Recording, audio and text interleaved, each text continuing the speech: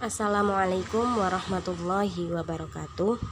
Saya Nur Farida, NIM 2420036, kelas PIAUD A IAIN Pekalongan semester 3. Di sini saya akan menjelaskan sedikit mengenai memahami proses lahir dan berkembangnya 3 kesultanan besar Islam.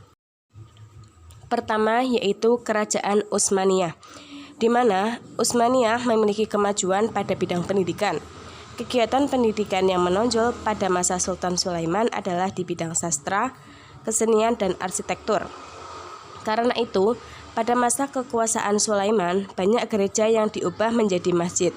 Salah satu contoh yang paling terkenal adalah Gereja Santa Sofia, yang merupakan gereja yang megah dalam dunia Kristen atau dalam agama Kristen, yang kini menjadi masjid agung yang terkenal di Istanbul. Seorang arsiteknya pun juga arsitek yang diakui dan terbaik. Pada masa sultan tersebut ialah Sina. Ia telah membangun Masjid Sulaimaniyah 16 kali lebih tinggi daripada Santa Sofia.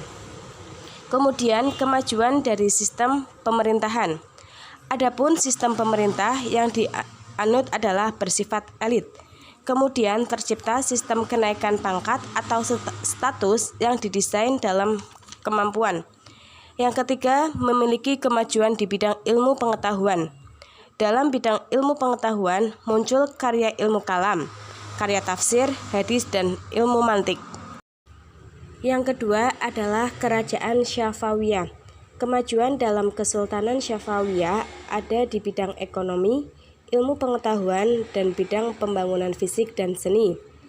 Dalam bidang ekonomi, pengembangan pendidikan dalam bidang ekonomi membuat Kerajaan Syafawiyah pada masa tersebut semakin maju. Dengan kemajuan ini, Kepulauan Kurmus dan Pelabuhan Gumbrun diubah menjadi Bandar Abbas, lalu dijadikan jalur dagang laut antara timur dan barat. Begitu pula dalam bidang pertanian. Dalam bidang pertanian mengalami kemajuan terutama di daerah Bulan Sabit menjadi subur. Dengan kemajuan perekonomian negara tersebut menjadi ibu kota Kerajaan Syafawi. Dalam bidang ilmu pengetahuan, dalam sejarah Islam Persia, dikenal sebagai bangsa yang berpendidikan tinggi dan berjasa mengembangkan ilmu pengetahuan.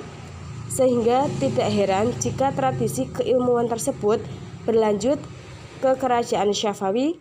Dalam bidang pembangunan fisik dan seni diayomi oleh seniman terkenal yaitu Syekh Ismail dan Syekh Tahmas. Yang terakhir atau yang ketiga yaitu Kerajaan Mughal, di mana pendiri dinasti Mughal adalah Shahiruddin Ghaffur pada tahun 1428 sampai 1530 Masehi.